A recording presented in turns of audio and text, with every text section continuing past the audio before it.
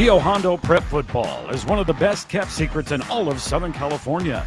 As one of the smallest enrollments year in and year out, the Cares have won 14 CIF championships and have been one of the most successful programs throughout their history. Welcome to A Charge to Keep, the official podcast of Rio Hondo Prep Football. And now, bringing you the latest news and content from his alma mater, a CIF champion in 2001. From the class of 2003, here's your host, Matt Ursima.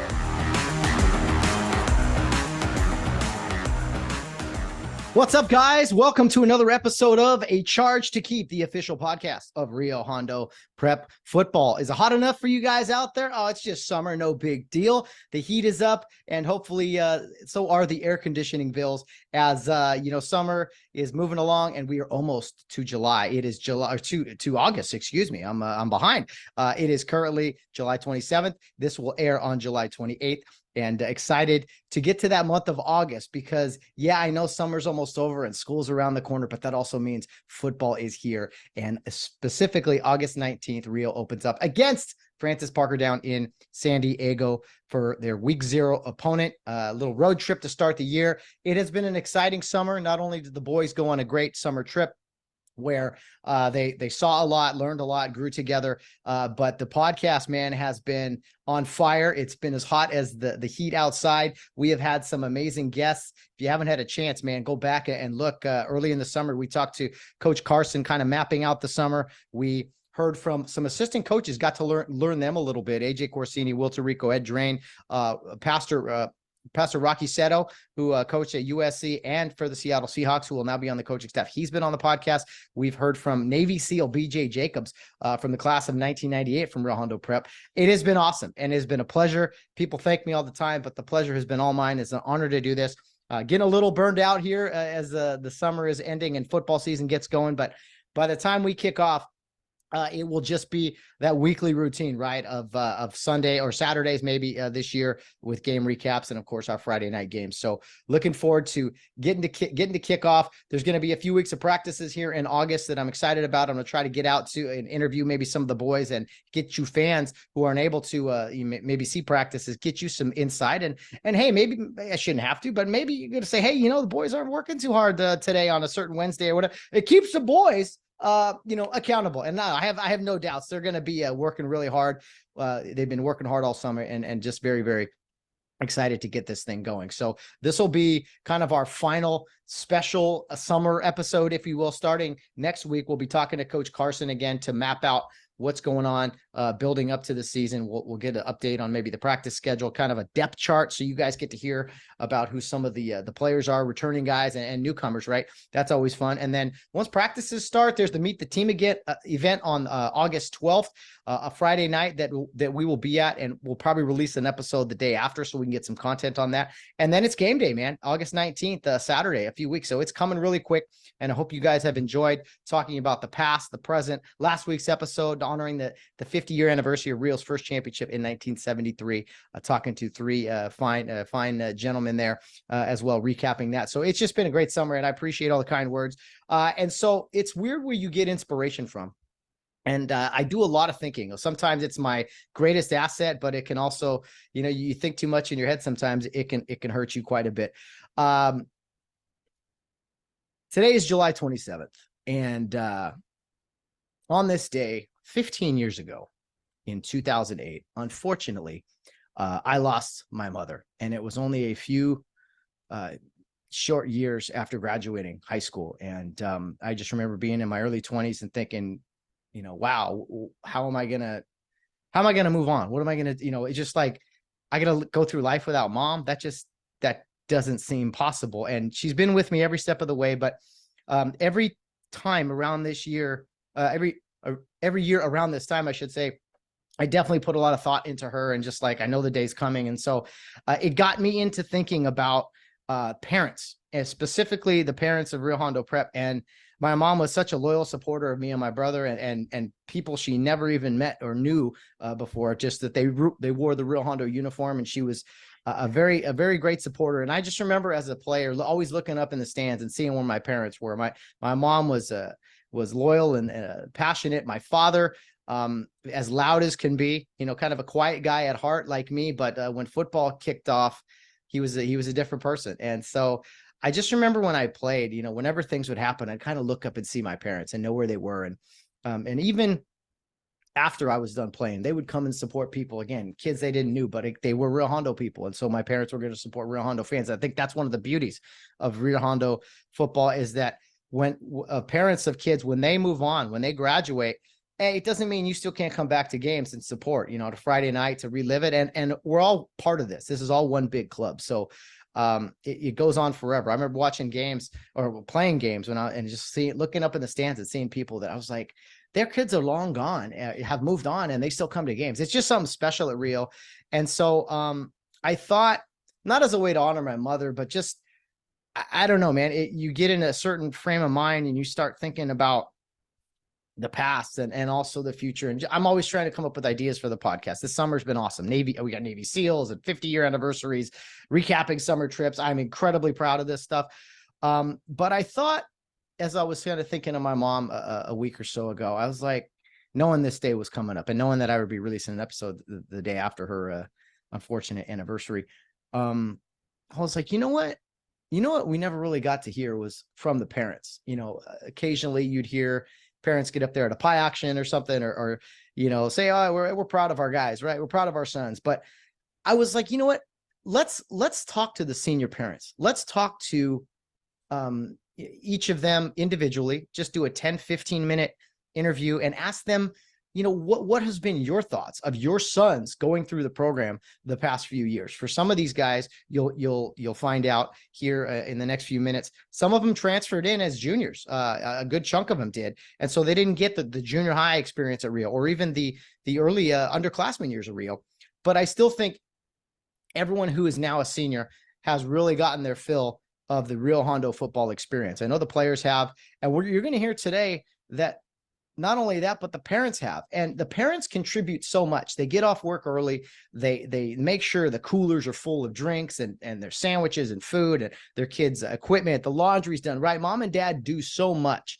And so I wanted, as a way to honor them, give them an opportunity here on the podcast to obviously say what the experience has been like the past few years, as a football mom, as a football dad, but also how they've seen their son grow and maybe how their son has developed in this program to go from, a young boy to a young man. And it was an honor to sit down with everyone and talk to them. Some people were like, what exactly you want us to talk about? I kind of mapped it out. And then I said, at the end, I want each of you to say just words of encouragement, whatever you want to say to your son going into their senior season. It can be anything you feel is that it's appropriate. And so it's not only that, it's a gift to the players and an opportunity for them to hear from mom and dad, to hear publicly before the world, if you will. And I wanted the players to hear this from their parents before the double sessions start here in August, before the ball really gets rolling with the gear on and everything, because as Coach AJ Corsini always says out there, do not embarrass your parents, right? Act accordingly, try hard, all those good things. And I wanted the boys, specifically the seniors, to hear from their parents and to just know that they are fully supported and to appreciate these moments the next few months, because every snap, every drill, every film session, every weightlifting session, everything you're going to do, it's going to fly by. And a cold night in the playoffs in the very near future, you're going to say, when did it all go? How did it all go by so quickly? And so this is a gift for the parents, but also to the players. And my challenge to the players,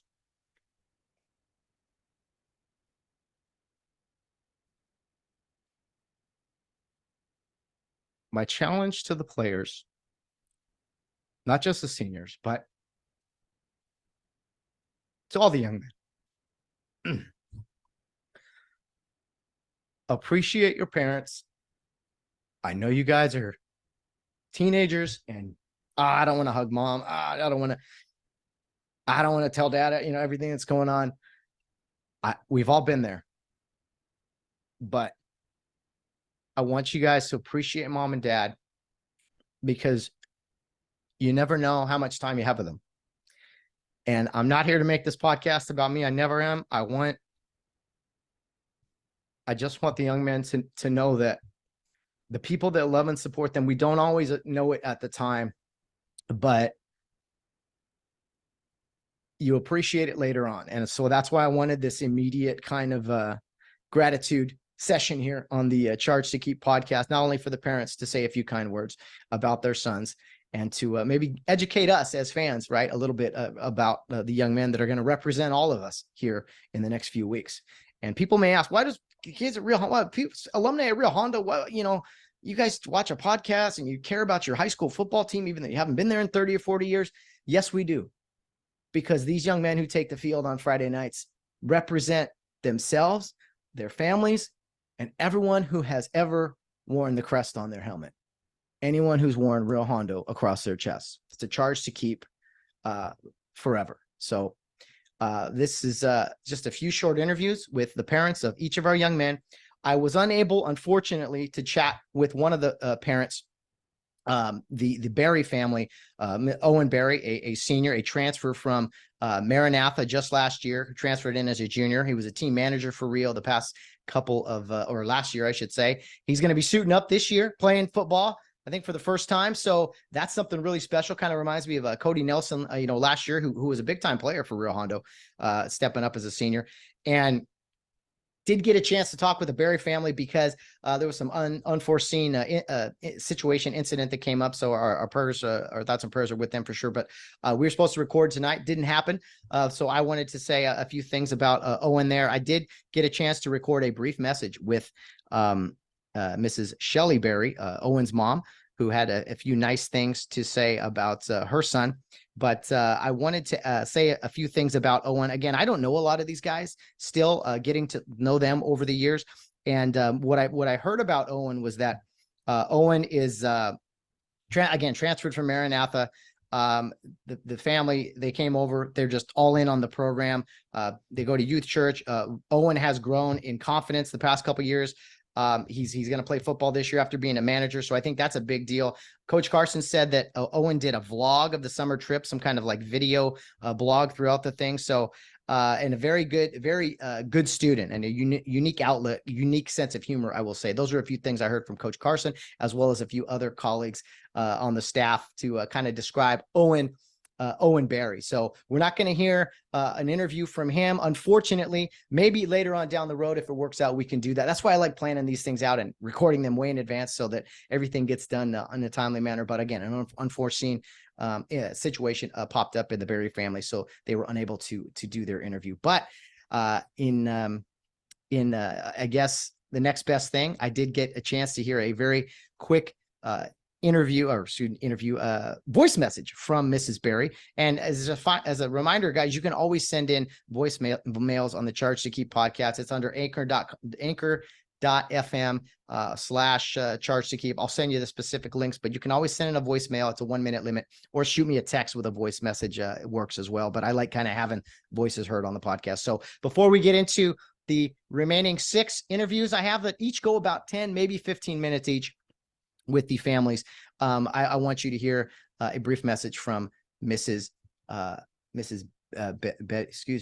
Berry here that she said about her son, Owen Berry, the upcoming senior for the 2023 season.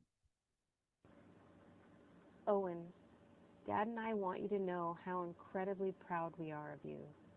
Through the ups and downs of the last 3 years, with the challenges of COVID and changing schools and learning new sports, you are becoming such a strong and amazing young man. We cannot wait to see what your senior year holds. Thank you, Mrs. Berry. And hopefully you guys could hear that okay. If you turned it up a little bit, I know it's probably a little, or my mic's probably a little louder. So hopefully you guys will be able to hear that. Very kind words from Mrs. Berry. A mom and a family that kind of came over just last year, and all of a sudden, boom, her son's a senior at Rio Hondo Prep. So that's how things go sometimes. And you know what? Hey, no big deal. You compensate and adjust. So Owen's going to be playing ball this year for Rio. Excited about that. And suiting up, and he's done a great job contributing to the team as a team manager. Everybody counts on this team, right? Every drop, every every piece matters, we'll say. And so the team managers, the lower level guys, the varsity guys, it's one big family, and appreciate Mrs. Berry saying a few kind words there in the short time that we were able to communicate. So without any more delays from me, we will dive into our interviews with our seniors, the senior sons, if you will. We will talk about the upcoming season. We'll talk about some memories. We'll just dive into it with each of these families individually, and I'm just going to let them play. I'm going to let them play. So one after the other, there shouldn't be any interruptions for me. So when one ends, I'll dive right into the next one. Hopefully you guys enjoy this. The 2023 football season is upon us, and these are your seniors, the class of 2024, hearing from their wonderful families on this special edition of the Charge to Keep podcast. Yeah, man, he's mine, and he'll always be the best thing that ever happened to me. You can't turn it off like electricity. I love him unconditionally. I'll take the blame and claim him every time. Yeah, y'all, he's mine. I thank God he's mine.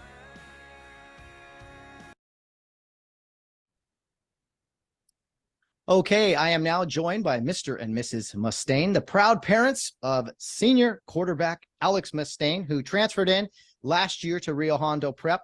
As we continue this segment, talking to the parents of our upcoming seniors for the 2023 season. Mr. and Mrs. Mustaine, welcome to the show. Thanks for doing this. Thank you. Glad to be here. Well, we're kind of just doing a rapid test here. We just want to hear from you guys kind of about your son, any encouraging words you want to say, which we'll probably get to at the end. But basically, you guys are unique in the sense you got into Rio last year, the junior year, and Alex had a great season. But, I mean, so far, what has the Rio Hondo Prep experience been like for you guys?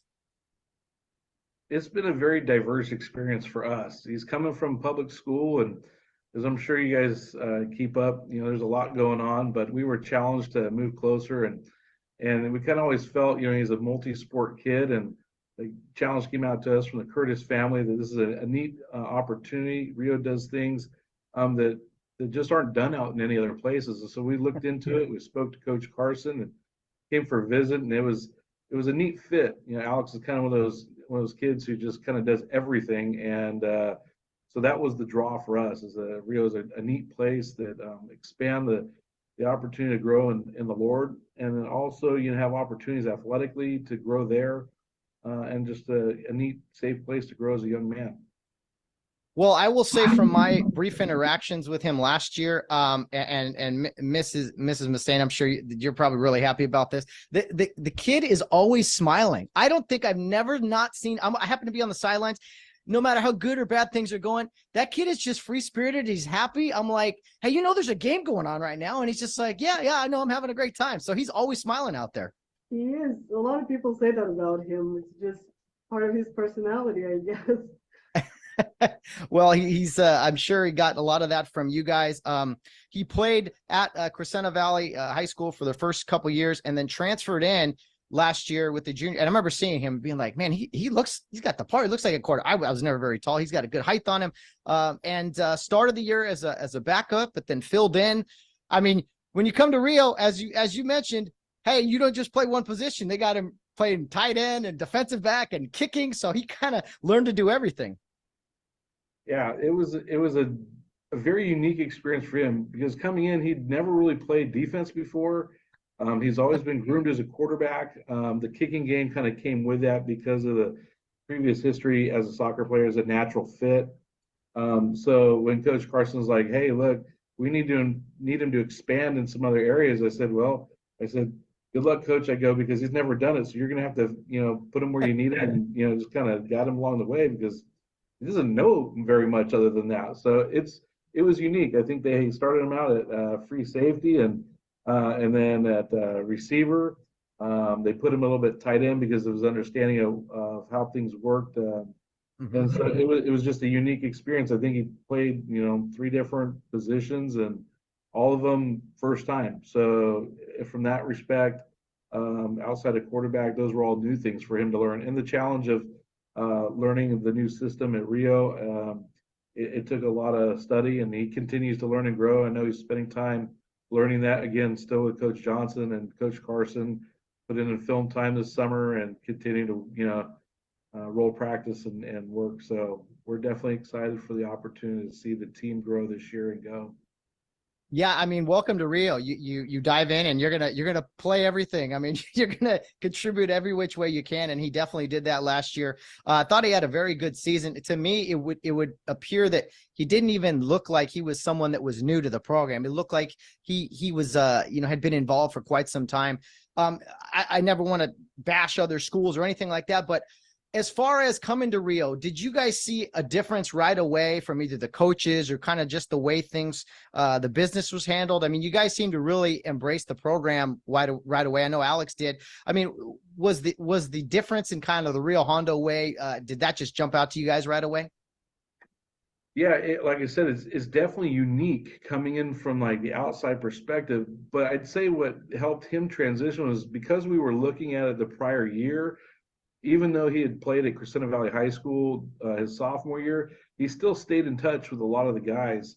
We went to some games. He was down on the field afterwards, kept up. He started to build some relationships because we were looking in, and it was a housing issue for us not to be able to move. So he still kept up. And we were ready to go sophomore year, and he seemed like it was a good fit then. Like I said, the only holdup for us was just not being able to get out so that he could actually, attend and be close. And that was one of the key pieces. But yeah, it's definitely a challenge to learn so much. At Crescenta Valley, you're one sport athlete as opposed to multiple sport athletes. So he had never had to go and play two other sports, and so that was neat. But learning the things that were going on. I mean, he's always felt since his sophomore year he's a Rio kid without being at Rio, and that's when he'd go down and he'd hang out with some of those guys on the weekends, and he'd play with them, on the weekends, kind of the whole year of sophomore year. So it was kind of like, oh, we're finally to where we needed to be. So that was a neat relief. Absolutely. That's good to hear. And, it's so fun. The diversity really in the Rio Hondo program, kids from all over come together, and it's just like you're playing in your backyard, really. Mrs. Mustaine, question for you. What is Alex like at home? Does he do his chores? Is his room clean? Is he a good brother to those two younger sisters? Take me to home, Alex. To home, Alex? Well, he's like a regular teenager, his room, Gotcha.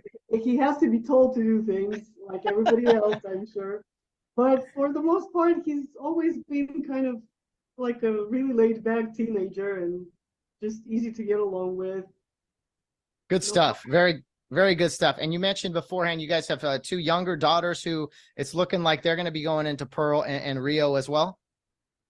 Yeah, right now our daughter Emily is going into third grade. She's currently in the Carey Youth League program, playing sports there as well. They're in the middle of soccer, wrapping up the championship for soccer Wednesday, and she's thoroughly enjoyed that. It's been a very unique experience for her as well, coming from the public school in La Crescenta. We love the fundamentals that Pearl brings. It's just a really unique environment as well. And she's thriving in sport and in the classroom as well, being at Pearl. So it's been a total family transition. We up and moved from Sunland out to Arcadia in order to just do everything, full force. So huge commitment on both sides. Oh yeah, big time. That's great stuff. The future is bright, sounds like, for the Mustaine family, but it's got to be fun having now a senior teenager, your oldest, just going through the program now. That's got to be just a blast for you guys. I can only imagine. Do you have any specific memories, a favorite memory maybe from last season? It could be a win, a loss, maybe a big play Alex made. I will never forget that touchdown catch he had down in Orange County, where he was like looking behind him for who was going to catch him, and I was just like, run, because he was so wide open. So that's a memory I have. But anything jump out from last season? There's just a ton of different things just because of where he was at, and all the different looks that they had him give. That's one play that definitely he was shocked. He's like, oh, okay. And the funny thing is, they drew that up that night at halftime after going everything. He got together with Coach Johnson, and they were looking at things with Armando, and they're like, oh, this looks like this is going to be open. So they hey, let's try this. So they did. I think one of the best memories we have so far recapping is that actually at Boron. That was really neat to go to. And they threw the double pass and he connected with Calodro.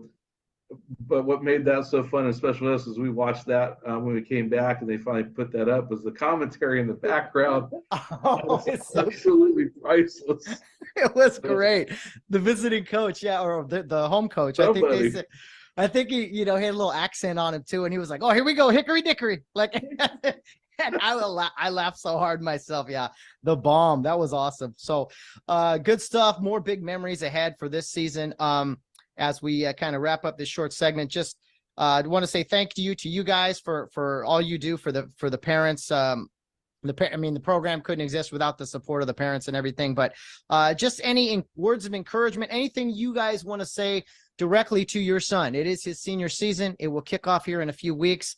Once you take that helmet off for high school football, for most of us, that's it. So you got to cherish every snap, but yeah, any words of wisdom for your son moving forward here? You go. We just encourage him to continue to do what is asked to the best of his abilities. We're proud of all the work he's put in. He continues to work out each day and prepare for this opportunity. We're very grateful for everything that Rio has provided for him. And in that way, it's just been a neat culmination of God's providence in our lives and in his life. And we're excited to see how this senior year will come to fruition for all the boys and for the program and for everybody who's involved. It's just really neat. So we're excited to see him be a part of that. It's going to be great. And I'll promise you this, it's going to be very, very fast. You're going to blink and be like, what just happened? So you guys enjoy it as well. Thanks for doing this and for kicking off our senior parent segment with a special episode here honoring the seniors, and just very excited about everything. So thanks for kind words, and we'll see you on the sidelines very, very soon in a few weeks. We'll look forward to it. Thank you so much. Okay, I'm once again joined by a couple of senior parents, the proud parents of Seth Aguilar for Rio Hondo Prep. It's been a great time talking to the parents of the seniors the past few days and putting this all together. So Bernadette and Renee Aguilar, hello, welcome. How are we doing tonight? Great. Thank you for having us.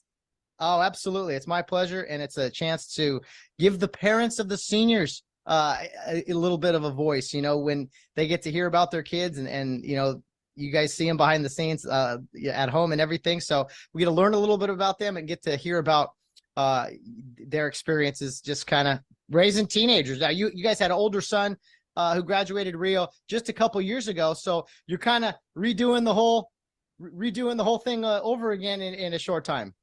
Yes, and I'm glad that I get to do it again.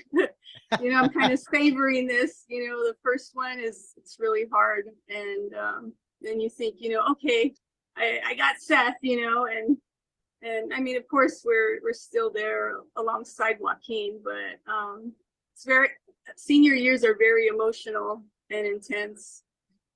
Well, and it's got to be tough for you guys because Mr. Aguilar it had to seem just like yesterday that he was just a freshman, and now all of a sudden he's a senior. Yeah.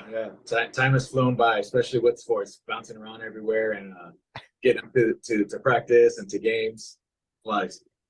Yeah. Rio keeps you busy, and it keeps the parents busy also because of all that. Seth just went on a senior trip with the team, and they're ready for the football season. They're going to get going here in a few weeks. Did he tell you any favorite memories from the trip? Did he share it all with you, or was he like a typical teenage boy, just like, yeah, it was fun, Mom and Dad, I had a good time? We definitely have to pull it out of him, but he shared his experiences. He loved the theme parks. Just the trip we noticed with the older one, he came back a different kid, and I think I noticed this in Seth as well too. It matures them a little. Yeah. I think that's a big part of the trips at Rio, is for them to, go and learn to be away from Mom and Dad. I think that's important, and to grow into young men. And so hopefully, the entire team was able to do all that. It's an exciting time. I always wondered about trip years versus non-trip years, building into football season. But I think it's a great way to build experience. Bernadette, we were talking off the air. You went to Rio Hondo Prep, and you were a classmate of, I believe, Coach Carson's wife, Claudia. Yes, that's correct. Yeah, and I attribute being at Rio to growing my faith and to where I am today. I definitely believe that God called me to Rio to keep. I had a hunger for Him, and I believe He brought me to Rio to continue on with that. And my desire was always to experience Him, and I have, and that's something that I've instilled in Seth and Joaquin. And I'm just, to me, it's miraculous that I got to return to Rio and my boys are attending Rio. I mean, after I toured the campus, I visited with a leader, Mrs. Hampton, and she took me down. I really felt God tugging on my heart to try to get my boys to attend Rio. They weren't a part of Care Youth League, and I called her up and I said, hey, I know this is crazy. I mean, for me, it was crazy, Matt, because back when I was at Rio, you were in Care, and then you got to go into Rio. So I didn't really know how that was going to work for my kids not to be a part of Care and attend Rio. And I was glad things had changed. And so it was just astonishing to me that Joaquin would have the opportunity to go into Rio as a freshman, having not attended Care Youth League. Yeah, you know, it's interesting that times have changed a little bit, and you look at just this senior class having to getting to talk to all the parents already, and you know, all of them have a story. I mean, a couple of them transferred in as juniors. We got another guy from another country, obviously, you know, international student. I mean, there's many different types of kids that come to Rio, and I think some things have changed for the better in that. And I think it's probably an easier transition when you grow up in Care Youth League going to Rio. But it sounds like both boys really took advantage of the opportunity and haven't skipped a beat. It seems like they've been in Care Youth League right from the beginning. Right. It does. It feels that way. It felt very streamlined. And I mean, initially it wasn't, you know, that summer was tough for Joaquin, and Seth is pretty easygoing, you know, and so I was glad that I was like, okay, I have Seth in. Now I got to work on Joaquin. But once they attended class, I was just shocked at how their class and the leaders embraced them, and they felt welcomed, and it just felt like they had been there, you know. I think, you know, it helped that I had gone to Rio, and their teachers and leaders were like, okay, you're Bernadette's sons, you know. So yeah, I mean, it kind of gave them some background. What has it been like, you know, with your guys' experiences with the football program? Mr. Aguilar got the Rio hat on, looking sharp. I like that. And, you know, the dads always rock the gear the best, I think. But as far as, I mean, your older son, Joaquin, went through the football program with a great senior class. I mean, a few years ago, some amazing games you guys, I'm sure, got to see and be a part of. And then, you know, with Seth going into his senior year, it's kind of a special time of Rio football right now. If you had to kind of sum up your experiences as Rio football parents, I mean, what's it been like the past few years? I feel like the camaraderie in that team is just amazing. It's a brotherhood. The trips do really cement that. I mean, they're brothers on and off the field when it comes to this program. They don't just follow each other through football; they follow them through other sports. And even if they're not in that sport, the baseball team will come support the volleyball team. The soccer team comes in and supports the basketball team. I mean, everybody's following everybody. The girls' sports, the boys' sports. It's just a big team. The whole foundation is based on that, and I think it just shows, and it shows as a senior that strength has been built, you know, since they started. Yeah, definitely. It's 4 short years. The time just flies, and I feel like Rio football, I mean, it's really the epicenter of the school, and there's other sports as well, but there's something special about the football program. It just includes everybody in some form, and whether you're a team manager or a guy that doesn't play much or an all CIF player, like everyone's on this like equal playing field. Everyone's on the team. Everyone's a part of it. And so it is, like you said, the brotherhood really does bring it all together. I think it actually means that. Yeah, Rio, not just, some other schools throw it out there and stuff. I asked a few things about Seth because I'm still getting to know these guys. Something Coach Carson summed up Seth quite well, was said that Seth is reliable, he's respectful, and he's on time. So I don't know. I think mom and dad probably had something to do with that over the years. I don't know. I don't know about the on time part. In regard to my influence, but for Renee, yes. But yeah, Seth is a very warm person and he's very loyal. He's got his brother's back, and sometimes I'm like, Seth, it's okay, but he's like, Mom, he's my brother, and I think he goes out there and he puts his heart into it. He may not feel like he can do certain things, but I think like if with Coach AJ placing him at center, he's like, you're my center, man. And Seth is like, okay, I'm your center, so that really builds him up. And I'm just praying that he'll allow God to do big things this season. Yeah, it's exciting. All this talk and build up, like this. Let's just get to the season. Let's kick this thing off. And I know it's tough for any fan to watch a game, but the parents, it's got to be just nerve wracking to see your boys out there, and you want them to do so well. I can't even imagine. I asked the boys sometimes, when I get to interview them, questions, but they're not always as talkative maybe as they come across.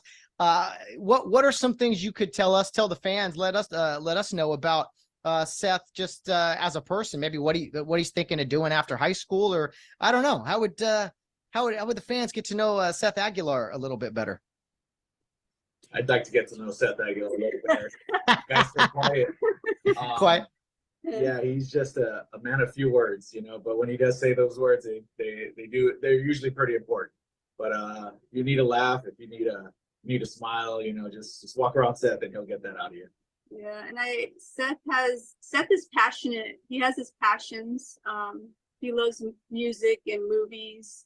He likes to cook. He likes to experiment with that. So I've been kind of, hey, you want to try out culinary? I think he learns best through listening and doing. So he hasn't honed down, his passion, but I think this next year is going to be very fruitful for Seth, especially coming off that trip. I just think that even though he doesn't say any, he doesn't share a lot, he's taking in a lot. Definitely. That's what's important. Sometimes, the quiet ones, they're just thinking, I can relate. So, finally, as we kind of wrap it up here, just got a quick, some quick hitter episode, portion of the segment here. It's your opportunity now, each of you, to say anything you'd like to about your son, words of encouragement going into his senior year. I'm sure it's, hard for you guys. The time has flown by, but, before you know it, it's going to be over, and graduation and all those things too. So what would you like to say to your son, Seth Aguilar, as he starts his senior season? Well, I think what I would like to share is basically a little bit of my own walk and testimony. My dad shared with me about God, but I didn't have that. My parents didn't attend church, we lived next door to a church. So my dad would say, put your dress on and go to church, but when I opened my heart up to the Lord as a little girl, and I believe Rio was an answer to my prayer to not just believe in him, but to experience him. And for my son, that's what I've shared and instilled, is to experience God. So I I just want him to fully surrender this season, any apprehension or anxiety that he has about, not having much experience playing varsity football, and just let God do whatever he wants to do in regards to Seth being on the team, and just really enjoy it and have fun. And that's what I would share with Seth and the team, is that if you want to seek God, well, not if you want to, seek God with all your heart, and know that you're going to live you're going to have your best season and your best life, and you won't regret it. I think that, I was just listening to a song by Brandon Lake, Gratitude, and it says, "Come on, my soul, oh, don't you get shy on me. Lift up your song, because you've got a lion inside of those lungs. Get up and praise the Lord." And I just, for me, Matt, I was very quiet, kind of like Seth. And God did a major work on me, on my life. And I just want to share that testimony with kids. Like, God has a specific plan for you, and everything is intentional. And at Rio, they're just pouring these values and God into these kids so that they can have a chance to experience him too. And so that's what I would say to Seth and to the entire football team. Very well said, Mr. Aguilar. Would you like to add anything for your son? Just want to say that I've never seen a kid with more courage. He's always the smallest guy to walk in a room, but I guarantee you he's probably one of the toughest ones in there. I like that. Good stuff. My kind of guy. It's been a pleasure chatting with you guys. I'm looking forward to seeing you guys at football games, sideline, and the bleachers, whatever. And can't wait for another season, another senior year of football for you guys. I hope you're ready.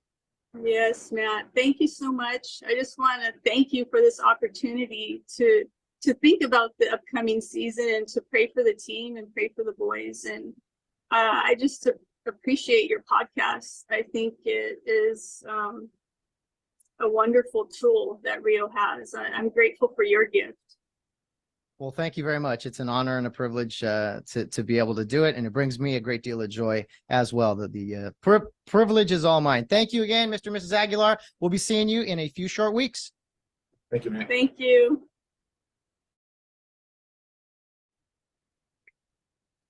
Oh, okay. As we continue to talk to the parents of the seniors, I'm now joined by Mike Murphy and Pauline Murphy, who are the home state parents of senior Hanson Liu, a couple of CIF champions as well, I must say. Mike Murphy, how are you doing this evening?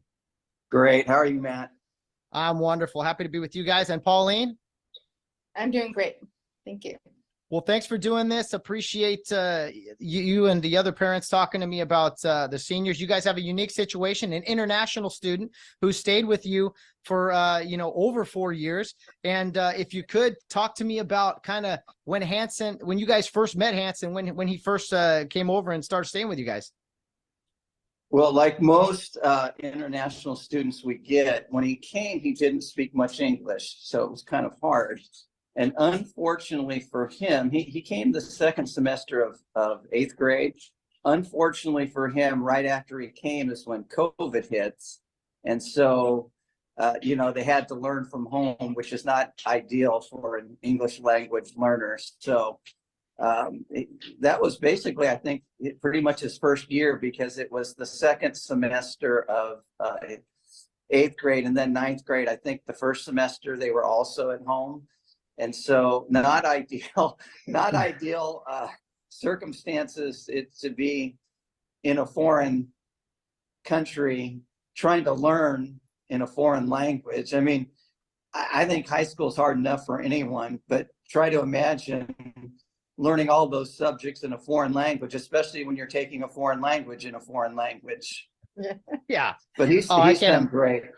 He's done No, great. I would say about his third year, the language really clicked for him, and he's really works hard, and he's a good student. That's outstanding to hear. And just one of the many great foreign exchange students Rio has had. I mean, I know people that have been speaking English their whole lives and still struggle with it. So props to him. You know what I'm saying? So it's really funny. So on top of learning the language and learning and living in a new country when the pandemic and everything's going on, he eventually also has to learn this crazy sport called football. I mean, all the foreign exchange students, it's very unique at Rio. It's like, hey, here's your pads. You're going to be on this team now. And it's like, wait, what are you talking about? So talk to me about that experience for him. Well, I know like the first year that he started, he would show up about 20 to 30 minutes late because we lived right by school. And so he would show up late because he was just so nervous. And he was like, why am I doing this? And it was just like, yeah. And then once we moved out to Upland, he had no option to walk home. But football is by far the hardest for the international students to learn. It's so foreign to them. If you're not an American, football is really foreign. He's picked up basketball and volleyball really well. He loves those sports. He does well there. But football, he at this point hasn't had a lot of interest in. But he could be really good. He's really physically strong. So if he decided he wanted to be, he could be a really good football player. Well, he's definitely got some height, which explains, his interest in volleyball and basketball and such. And again, those are international sports, but it is a uniqueness at Rio when these guys come and they're on the team. And you know what? Even if guys don't play a whole lot, I mean, I think it's wonderful to note. I mean, Will Tirico pointed out on his podcast, the foreign exchange students on the sidelines in the football uniforms, the enthusiasm that's there. And to the guys, I mean, just imagine if we were in their shoes, it would be so most of us probably wouldn't be able to do it. So I definitely applaud the guys who stick it out and keep wearing that uniform for 4 years. And big senior year coming, I'm sure he's going to be out there again. He does seem to have a good time on the sideline with whoever he's talking to. And when he does get in the game, he has a good time talking to the other team too. Carrying on conversations with the other side. Yeah. Hey, And that's great. Yeah, he actually now enjoys practices. And so, because I asked him this year, was he going to, still be on the team? He goes, yeah, I really enjoyed the practices. So I said, okay. So, yeah. I think the thing was that he shared with us is he just felt too much pressure in the game. He didn't want to blow it for the team. So he didn't want to be out there because he's afraid he was going to blow it for the team. And so that was, but other than that, I think he enjoys it when he gets in, and I think he enjoys practice. That's fantastic. Coach. Yeah. Go He ahead, definitely feels like just that passion that our whole school has for football, so he feels that like, I don't want to play for the school here. It's good to know that he can feel the importance of it, and that he's a part of it. He's a big part of it. Coach Carson said he does a great job in those practices on the scout team, running against the starters, and he may get some time at defensive line this year. We'll see. And Coach Carson said with that height, we may have to put him in for maybe a field goal block, jump up there and block a game tying field goal. Who knows? So stay ready, Hanson. Jones. He's the Chinese Too Tall Jones. That is fantastic. He's a great student from what I hear. Very good in the classroom, a jokester from what his teammates are saying. Where is he thinking of going to college next year? He's not sure of what his passions are. So like even today we were talking about him trying to take a college course during high school, and so we're just going over like different things that he would want to. So he's still, not he's unsure what he wants to do. But he seems interested in history and politics, current events. Okay. Mm-hmm. Yeah, that's awesome. Yeah, that's great stuff, especially for a young man to be interested in those things. I did hear a report from the summer trip from some of his teammates.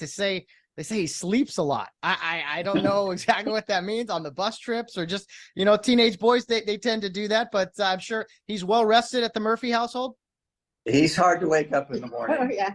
I think his natural sleep cycle is to stay up late. Like he has a hard time. He says he has a hard time falling asleep at night, And so he has a hard time waking up in the morning.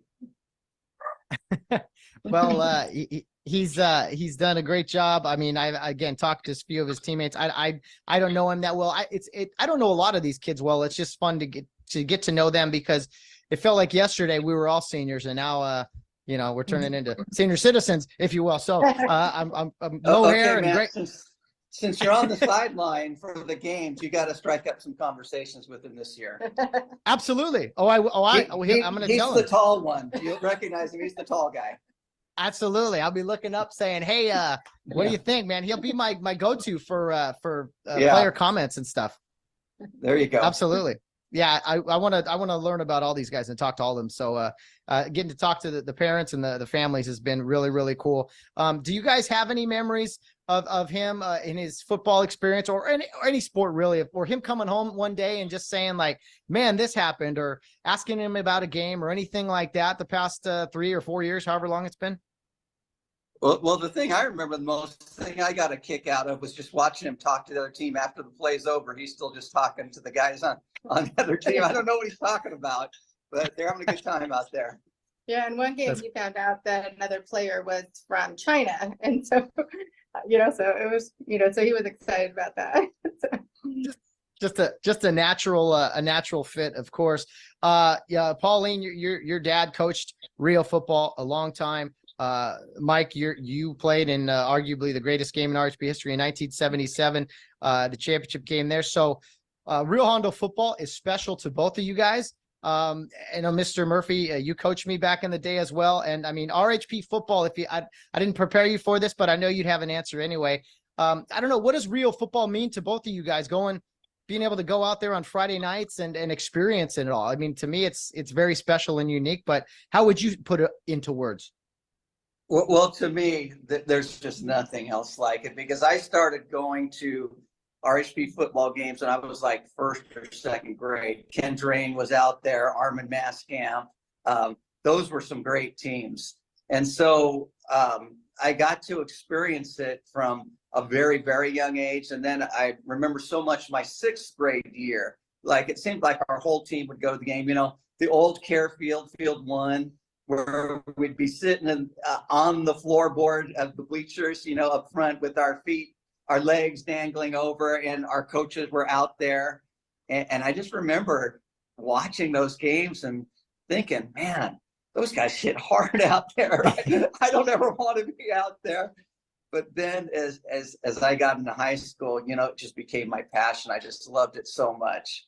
And then to experience it, as you already referenced the game, to win a championship, a football championship at RHP, there's just nothing that compares to it. The bond and the camaraderie that we still have 40 whatever years later, all of us who were on that team.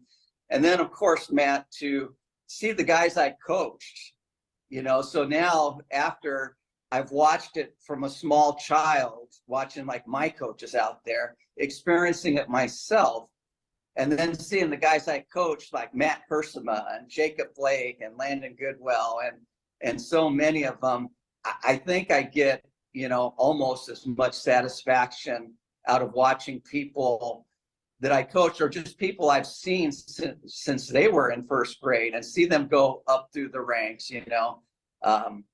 There's just nothing like it. And then even if I didn't have that experience myself, just the Friday night experience at the game is there's just nothing else like it. Just, you have those generations of RHP players and students and parents that still come back so many years later, that there's still just that bond that brings everyone together every Friday night. There's just nothing that compares to it. It's still home, and always will be for so many people. And Pauline, I mean, you lived a few blocks from the field. I'm sure you walked many Friday nights walking towards. She was a cheerleader. Those lights. She was a cheerleader and a big basketball player back in the day. I know you did it all, but what does RHP football mean to you, Pauline? So for me, just loved football. And so I'm one of those where people like when I go to women that go to the game, I actually want to watch the game. And so when people are talking to me, I'm like, wait, I want to, watch the game. Like, I'm not here to chat, so, but I absolutely love football. And I would like cry with the teams that didn't win or, made a championship. And I specifically remember like the Dave Carson, Rod Heaton, Randy, Rick Lane. And like when they lost their CIF championship, I felt like I was one of the players on the team and I was like crying for them. And I was just like, I felt like I was I don't know, like a part of the team just because I grew up in it, And so, yeah, I just really enjoy just the football experience and just watching the players. And then I'm always asking people questions and, and everything. And so it means a lot to me. I'm not sure if the players, especially someone like Hanson, who kind of didn't grow up in a program, understand what they're a part of, that they're a part of something so much bigger than themselves. Yeah. When they're on the field, they're representing so much and so many people. 100%. That's why we're doing this, and want to continue the legacy and help spread the word as we continue. In closing, if you would each like to say something to Hanson, the senior football player for Rio Hondo. It's his senior year, and he's heading out. And just any words of encouragement or anything you'd like him to know before his season starts. Well, I would just say, as we've been talking about, RHP football is so special. And he's a part of something so big. Just give it everything he has and really enjoy it. I know he's looking forward to volleyball and basketball, but RHP football, and especially your senior year, that's really special. So just enjoy it. Work hard and enjoy it. And I would just say, be yourself and don't be afraid to be funny and just be fun with the guys, and just enjoy what you're doing. And talk to Matt Hersema on the sideline. Yeah, he'll be talking to me. We'll be talking. And he's going to talk to the other team, and maybe he'll get us some intel. Maybe, I don't know. We'll see. That'd be great. Hey, what did that guy say? What are they thinking? Come on, you be here. Anyway, Mike and Pauline Murphy, thanks for doing this. Wishing all the seniors nothing but the best, and talking with their parents has been great. So appreciate your time, and we'll be seeing you on the sidelines real soon. It's always a pleasure to talk to you, man, especially RHP football. Absolutely. Thank you, Matt. Appreciate it. All right. I am now joined by the proud father of senior Matthew Brewer, Matt Brewer, coming to us from, an undisclosed location, we'll say. Mr. Brewer, how are you this evening? I'm great. Thank you. I'm in Oklahoma. Oklahoma. All right. God's country out there. Losing a little daylight. Beautiful. Oh, well, we'll make it work. You're not getting eaten by the bugs or anything, are you? No, I'll be all right. Well, Mr. Brewer, Matthew and the boys just got back from a summer trip where they traveled all over the country, saw a ton of states. So has he talked to you about how great the summer trip was yet? In so many words, yeah. I asked him about it, and it was good. It was cool. But I got to experience it through coach's photos. So it was great seeing all of the fun they had. Yeah, I mean, boys being boys. I think one of those videos, it looked like he was eating one of the crabs or whatever, fresh off the grill the boys were just being boys. What can we say, right? Looked like a great time. Yeah. He's a nature guy. Nature guy. You were telling me off a science guy, a guy that, is more than a football player. Oh yeah. He's a well-rounded guy. He's a little bit of, he loves animals. He loves science. He loves football, sports. He's been enjoying coaching and refereeing games, and I'm learning a lot about him too. He's fantastic. Well, Matthew had a very unique path to Rio Hondo, and I like talking about it to the podcast so that the alumni people from the past are kind of learning about the new ways of things or whatever. But talk to me about how you guys discovered Rio Hondo, because Matthew transferred in last year as a junior from Maranatha, and had to sit out 5 games, which was a little ridiculous, but a very patient young man, and he came in the middle of the season and did great. But talk to us about how you guys discovered Rio Hondo. Yeah, we were transferring out of Maranatha, and looking for another school. And so we heard about Rio, and we came to do a little recon, and the family came on a Saturday and there was nobody on campus. We thought we would sneak in. We noticed that the gymnasium was open, so we wandered in, and then we found Coach Randy. Coach Chauncey, yeah.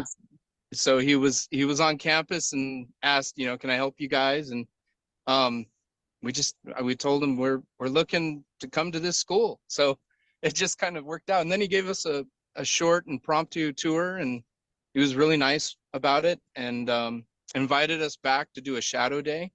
Matt came and did his shadow day, and he found out from one of the science teachers. No, I think somewhere he talked to somebody and found out that they were going to be dissecting frogs, and there's goats in the background. He found out that they were going to be dissecting frogs, and he didn't get to do one because freshman year was quarantine. So he missed that science year. That was when they did it. So he really wanted to do one. So they told him, if you come back, we'll do you could have your own frog. And so, because they were going to do it in teams at the other school. And so he was excited. He wants to be a veterinarian, and he wants to know everything about animals. He's always YouTubing and looking things up, like, loves nature, loves animals, unafraid of any type. So he came back to dissect his own frog, and said that in the lunch line, the lunch people knew him by name. Everybody, all the kids, were very warm and welcoming. And Coach, even from the field during a game, we showed up to a game to check it out. And from the field, pointed to an empty seat, saw us up in the stands, pointed to Matthew and said, "I want you here." And so I think Matt was hooked. He felt very invited. And so we've loved it ever since. I wish we had been there through freshman and sophomore year.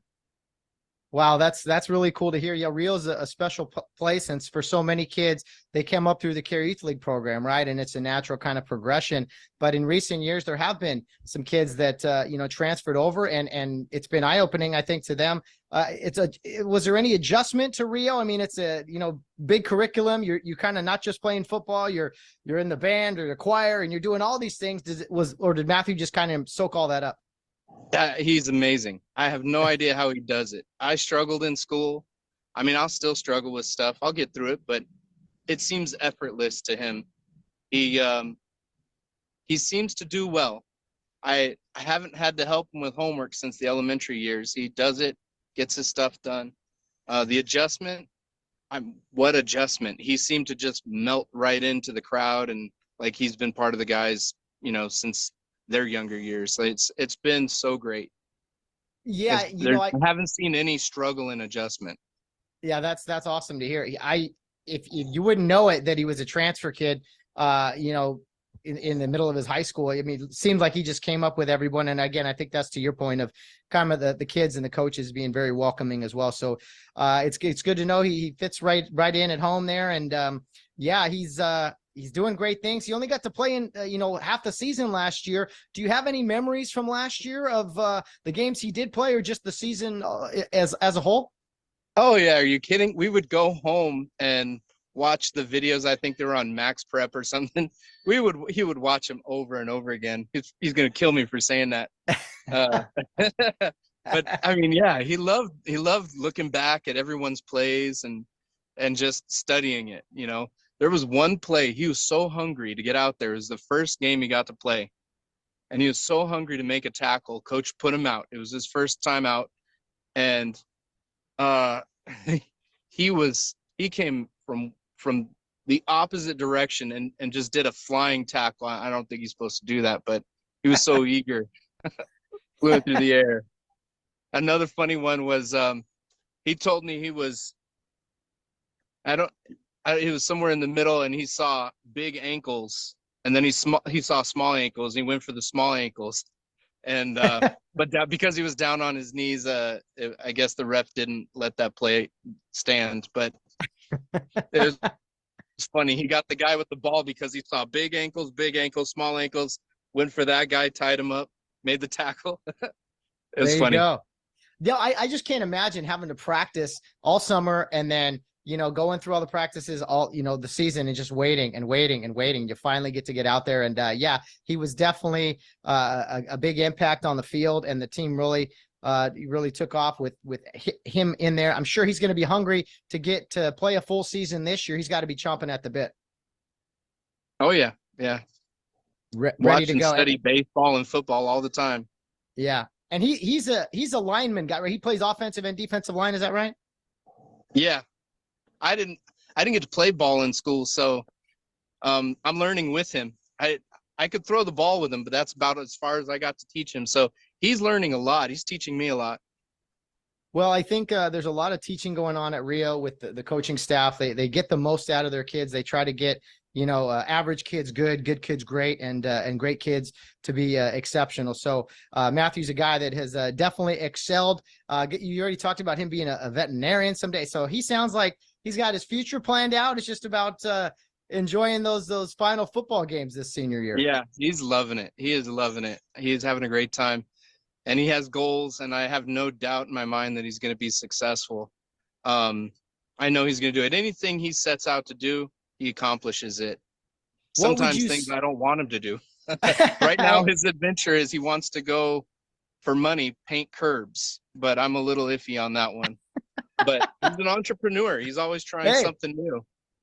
That's awesome. That's a great outlook to have. Really, really cool. And if you had Mr. Brewer to tell some families out there who would be considering Rio Hondo and maybe hadn't heard of Rio Hondo before, I mean, what would be your pitch to those families to be like, hey, why don't you check this school out?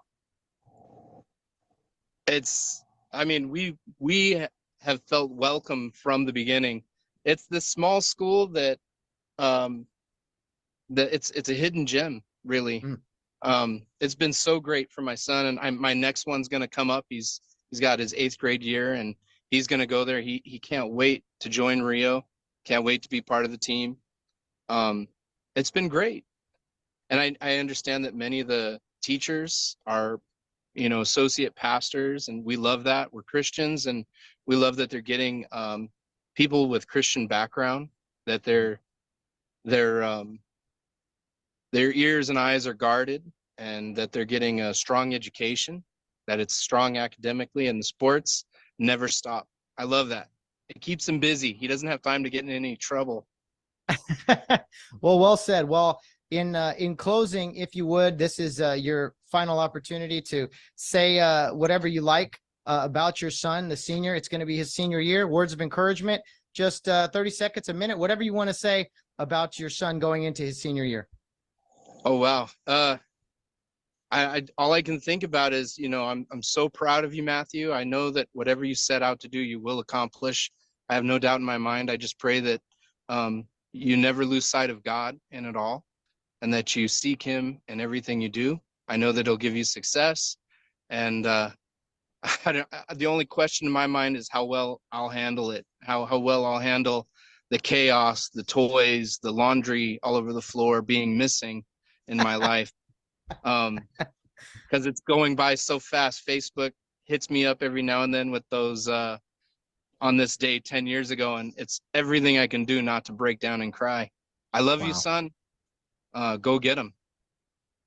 Mr. Brewer, thank you for doing this. That was great. We're wishing Matthew nothing but success on the field. We'll be cheering hard for him all season, and appreciate you coming on the podcast. As we're losing daylight, but we got it in. Appreciate it, sir. It's a pleasure. Thanks for having me.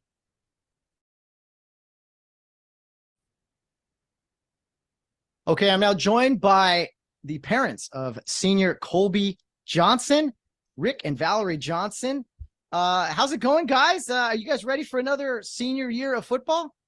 Yes, sir. Yep. You guys are veterans now. A couple years ago, you had your middle son Calvin, who was playing on some very good football teams there. Rick, kind of looking at Calvin and Colby, two different types of players, we'll say, two different positions, but you know what it's like kind of living up to an older brother. What's it been like for Colby kind of living up to Calvin? I don't think, he's good. He the nice thing was he got to play his sophomore year. He got to play on that really good team. So he was he was one of the linemen and he actually got to play. So that was cool that he actually got to play with his brother, because freshman year, that was, I think, the COVID year. And they, you know, they went to the Rose Bowl and played Poly or whatever. He suited up, but he didn't actually get in. There was one play he was almost going to get in because someone got hurt. But then Coach Dave said, "Nah, Colby, get back out." Put someone else in there with a little experience. So close. So close. Well, I've been kind of asking the moms, Valerie, about their boys at home. We see them on the field. We know they're good students and they do their part. But as far as home life, is the room clean? Are they keeping up with their chores? Or do you need, you know, what's worse, getting yelled at by coaches or mom sometimes? Probably mom. Probably mom is because they're more willing to, you know, say how they really feel or express something. With the coaches, you know, there's other people around. They're not gonna. I think Colby would be more reserved as well. Yeah, but you know, he does a lot, and he has a dog that he takes care of as well, and he just you know, he coaches, of course, like they all have the opportunity to do so, and he has a lot of little jobs that he does on the side, like he works for Mr. Clevenger and Mr. Martin, and then sometimes he also works for the Amundsen family off and on, either babysitting or different landscaping jobs, or so he does a lot things like that. So you know, we can't complain too much, and he has really good grades and works hard in school, so there's not much that I can, you know, complain about. Well, I know when both parents are teachers, you better keep good grades. I know that, right? I mean, if I know Calvin and Clarissa, same thing. I mean, what's it been like for you guys who have seen, you know, you saw your daughter graduate, you saw Calvin graduate. Those had to be fun, emotional times, and you got one left. I mean, you guys kind of, I don't know, going through the different emotions right now this time of year. Yeah, I was thinking about that recently, just because, you know, when Calvin and Clarissa graduated, you still had another one, right? Or in Clarissa's case, you know, we had both the boys. But yeah, I was just thinking about that, like, what do we, you know, when he graduates, what's next, man? Like, no one, I mean, you know, we can still come to the games, but it's fun to have someone that you're, you know, a family member you're rooting for. So we're like, well, I guess we'll just have to wait for the grandkids or something, right?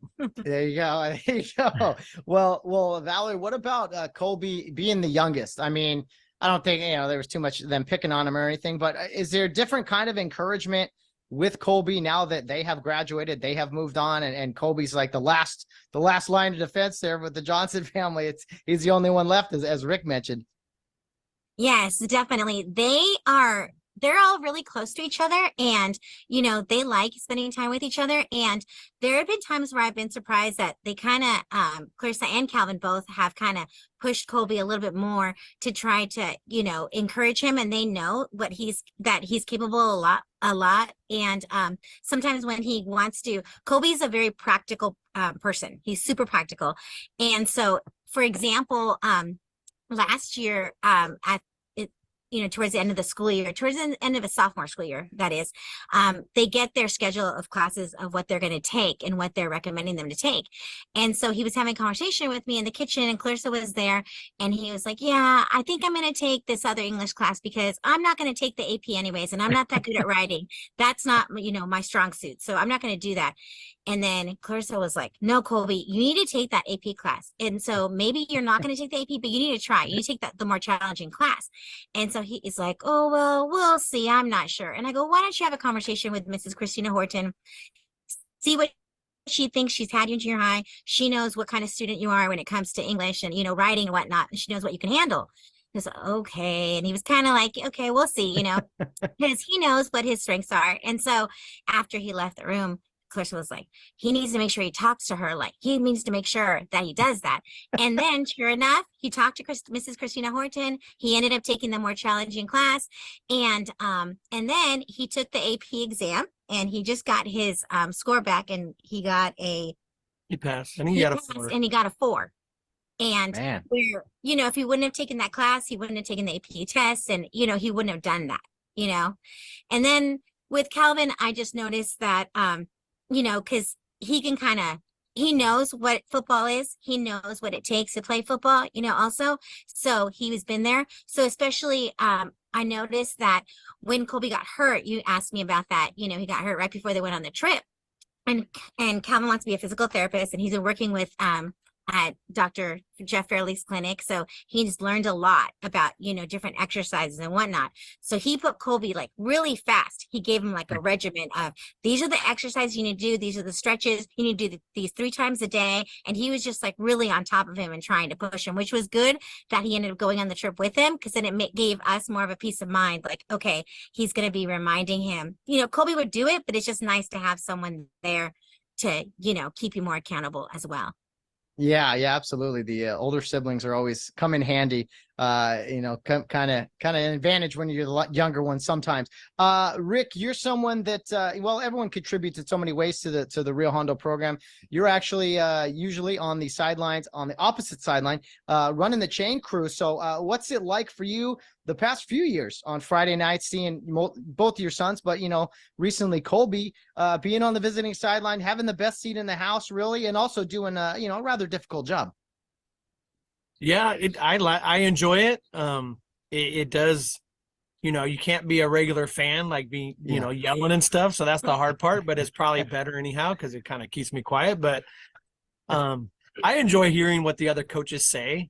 You know, sometimes it's not always good stuff, but you know, it's just fun to hear what they say. And sometimes they're actually pretty nice to us, and they'll, you know, kind of talk back and forth, and they'll be like, you know, we'll make a good play, and they'll just turn around like, how'd that guy do that? You know, just stuff like that. So it's kind of fun. You know, it just depends. Some coaches aren't as friendly as others, but for the most part, I enjoy it. And like you said, it's a great seat to have. So can't complain. I am fascinated, really, and that's a big part of this podcast has been like, I'm curious in getting the outside perspective, really, of Rio Hondo football, because we all talk about it. We talk about the past. We all go through it. It's fun to talk to the parents to get their insights and former players. But when you hear it from other coaches, we've had some other coaches on the podcast, which has been fun, but you get to hear it right up the frustration, maybe, hopefully the frustration from them. And yeah, that's cool to hear. So Valerie, how do you watch games on Friday night by no husband to cling on to during the tense moments? I mean, how do you get through the Friday nights yourself? You know, I have made some really great friendships with some wonderful moms out there. And so I have some awesome moms that I get to sit by. And so I have my people, so that's good.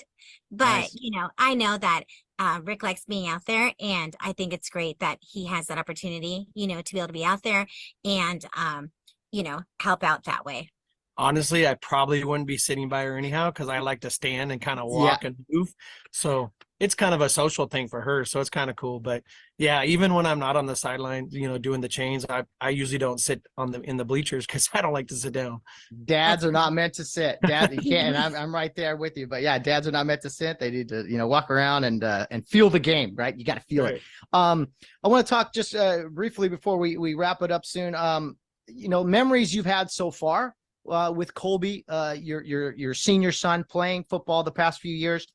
And then, of course, we'll get to kind of anything you want to say about him, encouraging him going into the senior season. But as far as the past few years have gone, what has been your memories, favorite memories, or just the everyday grind that is real football for Colby, and just his experiences and your experiences as his parents? I think the fun part was him being able to play with Calvin. And I think the fact that he was young and those seniors, that, you know, it helped push him, because you know, he could have easily just been like, oh, I'm younger, I'm not going to play anyhow, like no big deal. But I think they felt like, hey, you can do it, you can be a part of this line, and we can be pretty special. And you know, of course, the Charter Oak game was cool. That was cool because we did the chains, and we were on the Rio side. That's right. So that was really cool, just to be on our side and just all the excitement there. But that was fun to see. He actually had a pretty big block on that one run that JG got in, I don't know, from the 3 or 4 yard line, whatever it was. So that was just fun to see him playing hard. And like I said, I think it pushed him, hey, I don't want to let these guys down. So that was just, I think that was probably just that season, and them playing together was one of the fun things for me. And Valor, anything from the season you remember, or just his overall experience watching Colby the past few years? Well, you know, I was just thinking about this when we were going to do this podcast, and I was thinking, wow, like it's crazy to think that he's been playing football since first grade, and that's a really long time. And I remember, I think I mentioned this to you before when when we were on the podcast, we were talking about Calvin, but how it just kind of gradually, got more challenging and more challenging. And, now to see him play high school football, where I was so nervous about that before going to Rio Hondo Prep games, before I was a mother myself, and thinking like, whoa, like that's someone's kid out there. Like, how are these parents, these moms especially, just taking it in stride? But they just get to be so tough. And also, like Rick was saying, I think it was really good for him to be able to play with like Calvin's class, because those guys, they took him in. And also I could see him doing that as well, and taking in, especially he just mentioned a couple times that he was able to get really close to like some of these other younger guys on the trip. And so I just think that's really great. Like you've said, when you talk to Mark, it's just like such a great bonding experience for them to be able to start their season this way. It's just, really good for him to be able to, watch out for the younger ones as well. Well, I think Colby's a phenomenal player. I've watched him the past few years. I think going into his senior year, he's hands down, the senior leader of the trenches, offensive and defensive line. He's a guy that plays very, very hard. Bulked up quite a bit last year, and I know he's got to be excited for this year. So I'm always inspired by how hard he plays. You could tell he's got a fire in his belly. So looking forward to more great things from him this year. Less penalties this year, Mom and Dad, little less. The refs aren't always right, but still, let's cut those down. So finally, guys, just anything you want to say about your son. He's about to be a senior, went on a summer trip. He's got, not too many football games left. I mean, whatever you want to say about your youngest son, Colby Johnson. Well, Colby, it's been great watching you play all these years. Thank you for working hard. Thank you for always being part of the team and being a team leader. We are blessed to have had this opportunity to be in the stands. And I know there were times that you were probably too tired or wanted to give up or not really in the mood, but you did it. And especially those hard summer practices. But we're thankful that you persevered, and we're so excited about this senior season for you. And go Rio. Sounds great. Anything to add, Rick? I would say just play hard, do your best, and I know the trip was a little difficult for him just because he got injured right before, but we just told him, hey, just be there for the guys, when they're at the football camp, get close, see what they're saying and all that. So I think, I know he tried to do as much as he couldn't necessarily run and all that stuff, but just appreciate his attitude that he had with us about it. And, just taking that in, like you said, he's, one of the senior guys. They're, help lead these guys and just have a great season, win or lose, however it goes, just play hard and know that, we did our best, and that's what it's all about. Can't wait for it. We'll kick off August 19th down in San Diego. Going to be a great way to start the season. The Johnson family, the great legacy of Rio Hondo football with Randall Johnson Sr., great head coach for many years, Randy Jr., the offensive coordinator, and of course, Rick running the chains, Calvin Johnson, and finally, senior Colby Johnson. Can't wait for his senior year up here in 2023. Thanks so much for doing this, guys. We'll see you out there very, very soon. Thanks a lot, Matt. Thank we you. Appreciate everything you do for the boys. Of course, it's a privilege and an honor. Thanks, guys. Bye. Okay, it's now my privilege to be joined by the Tafflingers, Mr. and Mrs. Tafflinger, the proud parents of senior Josh Tafflinger. We'll say hello to both of them first. Hello, Josh, the proud father there. How you doing?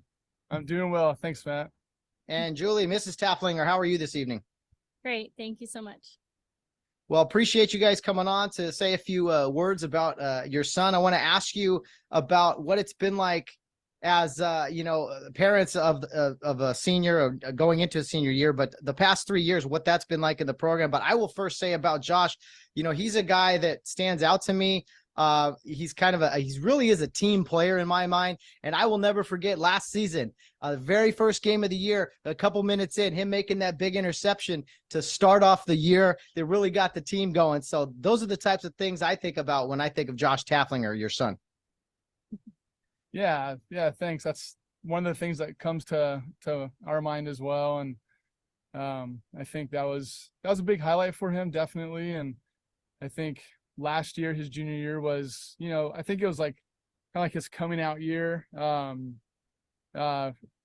Freshman, sophomore year, there were quite a few guys ahead of him, those juniors and seniors, great couple classes right there that did really well. And so last year was like a good opportunity for Joshua to go out there and have some fun. So it was a really fun memory that we were just talking about as well. Well, you know what's crazy about Josh? Every time I see him, he's bigger. I mean, not just taller, but he's bulking up. I mean, that's definitely played a big key part of last year why he did so well. A lot of extra work in the weight room, probably eating you guys out of house and home too. Yeah. Yeah, he's a big boy for sure. He's a pretty solid kid. Like most teenagers, he likes to sleep, and so I go in there in the morning and wake him up, touch his shoulder, touches his arm, upper back, and it's like, guy's solid. He's just a beast. So well, and I gotta admit also, he's quite the thespian. Him as a pirate in the Peter Pan play, him and Ryan McCullough standing there all big as could be.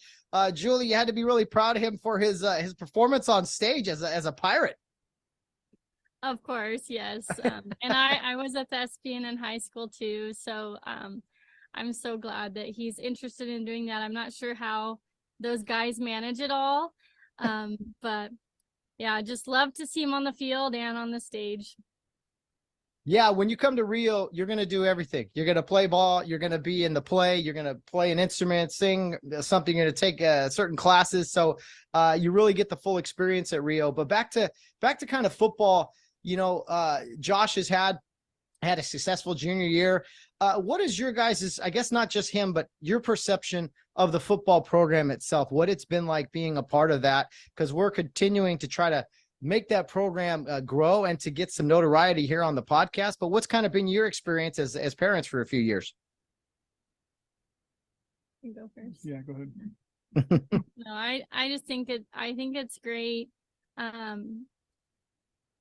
We started him in the Care Youth League program. I played in Care Youth League in Covina, and we just knew the value from the beginning, and it was a thought in our mind, like in the back of our mind, like it'd be great for our kids to go to Rio Hondo Prep. And we knew that the great value in it. But when it became a reality, I think it's just like extra special. And we're just very proud. I'm proud of the program, and I get all emotional, but I think like parents say it takes a village, right, to raise up these kids. And I should have warned you on our pre-show about my tears, but it truly does. And I think just the leaders that are pouring into them and encouraging them to work hard and give it their all, while partnering with us at home, because we're doing the same, raising them up to really serve the Lord in all that they're doing. And for Joshua, our son, the opportunity to do that at Rio, and then to have these leaders pouring into him and encouraging him. And, so many kids these days are self-focused, but at Rio you can't be. It's all about the team. And so I just think it's a great place to be. I'm constantly telling families, I actually was today telling a family, like, a mom was sharing, she's not sure where she's going to put her son when he gets to high school. And I'm like, I know the place that he should be. So it is a special place indeed. And I think when you look at people who've gone through the school, you see that they become leaders in their industry and they give to others. I mean, I think as AJ Corsini said on his podcast, I can't think of a better place really. So thank you for saying those things. And Mr. Taflinger, I mean, seeing your son on the football field, I mean, what has that been like? You've seen this program grow the past few years, and Josh has as well. But like when you see your son on Friday nights out there, I mean, what's that like as a dad? I love it. Football is probably the sport that I relate to the most, growing up playing football.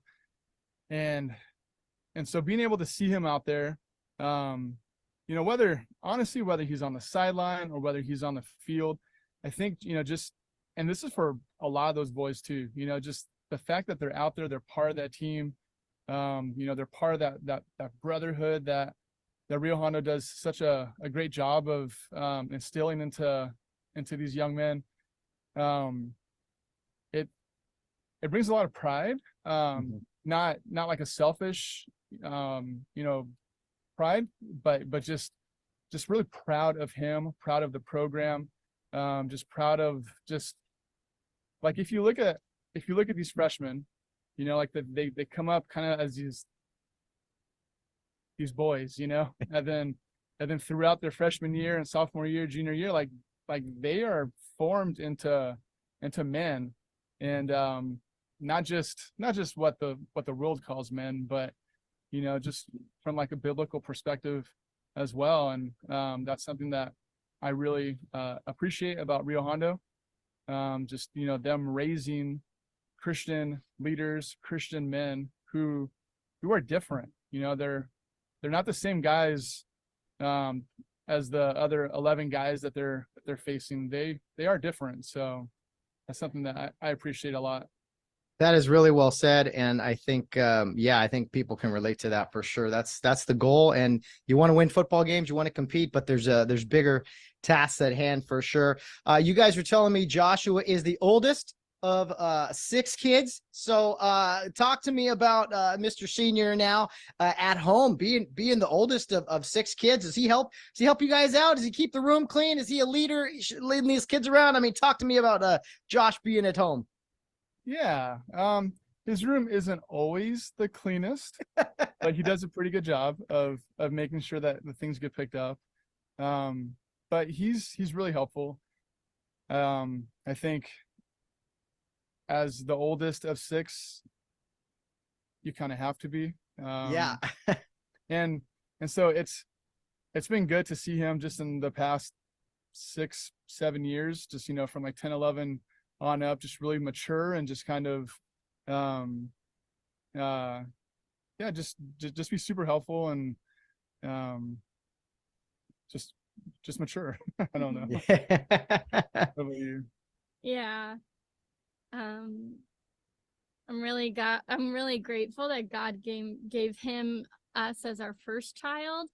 He's a great leader, and he's always really been helpful. He also has a care for his siblings that is, I think, unique in some families. And they really look up to him, you know, like as soon as he got off the escalator after the summer trip, like we're all waiting, and you know, our youngest is 8, and he just like picks her up and just gives her such a big hug. And I know that they truly missed him when he was gone. And part of that is because they look up to him and they enjoy that he like engages with them, and he's super helpful, like in a lot of areas. He'll cook or clean or drive. It's a big deal that he's driving. It's very helpful. So there you go.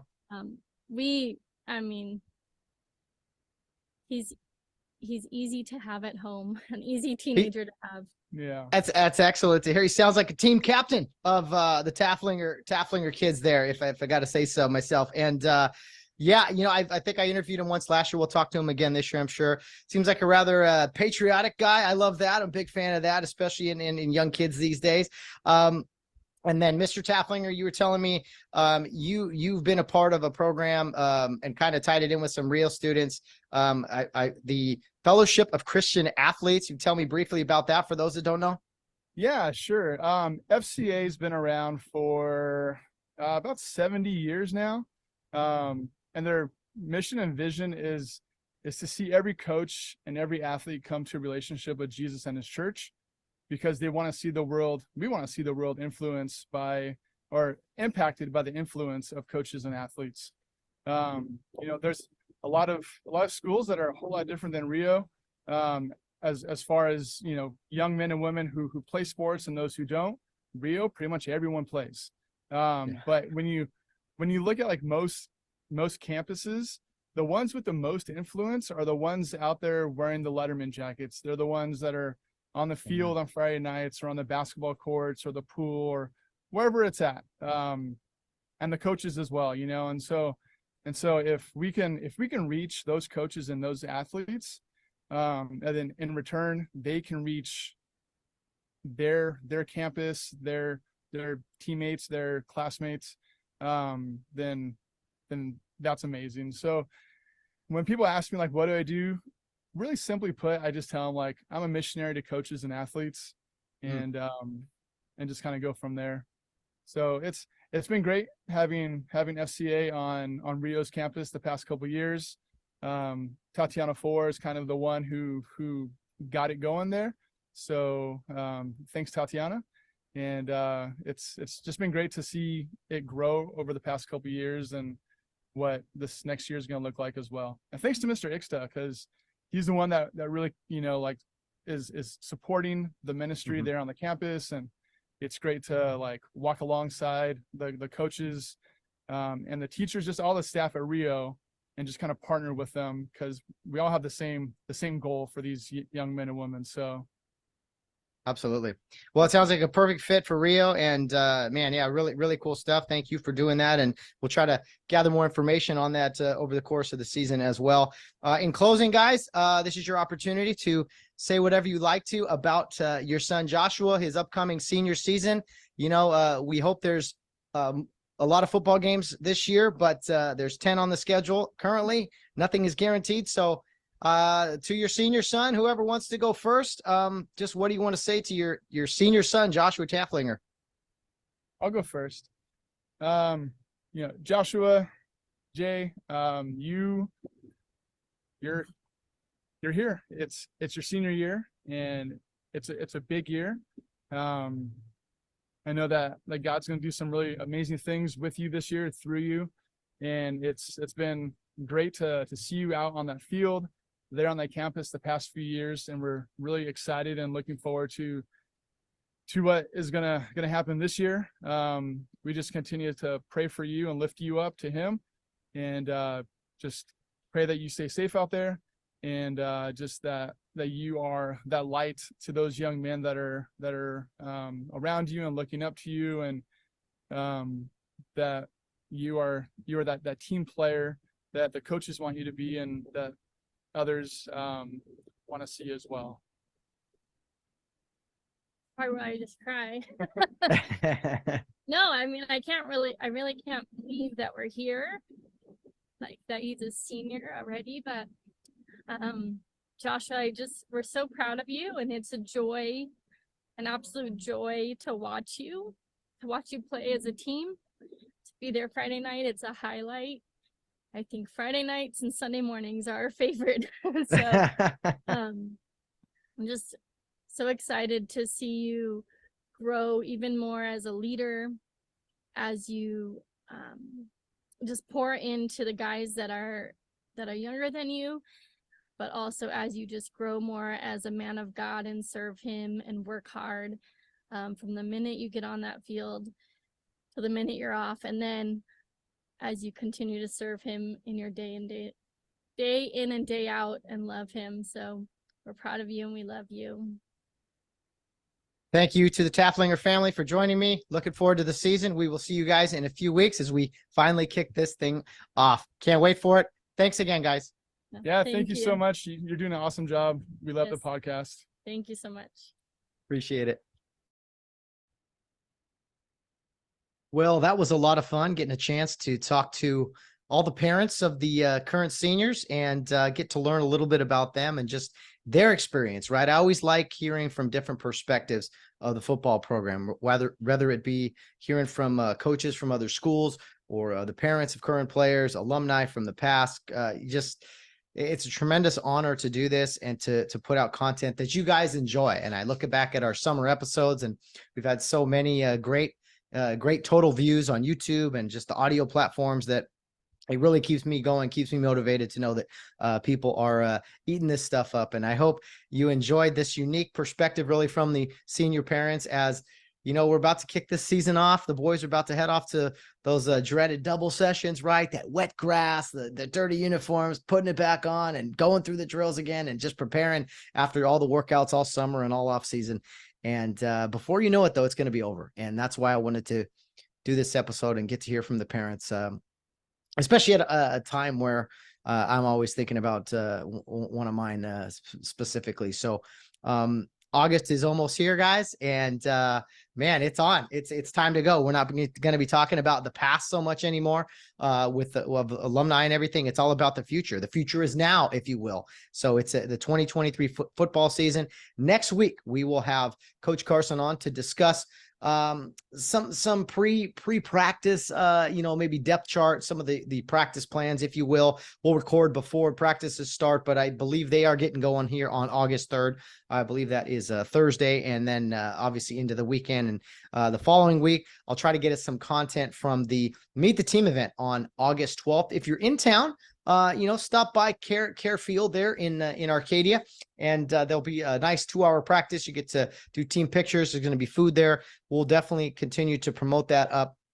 And then that is the final Friday before the season kicks off. And then the season does kick off August 19th on a Saturday down in La Jolla in the San Diego area at Francis Parker. So be sure to join us for that. If you can't make it, there should be some options to maybe watch the game. And if nothing else, you'll have updates from yours truly on Instagram, Facebook, Twitter, etc. So thanks for tuning in to a special edition of the Charge to Keep podcast. I say special almost every week because we have these unique ideas and things that they pop up in my head, and then I'm really, really glad when they turn out in a positive light. So it's a blessing to do this.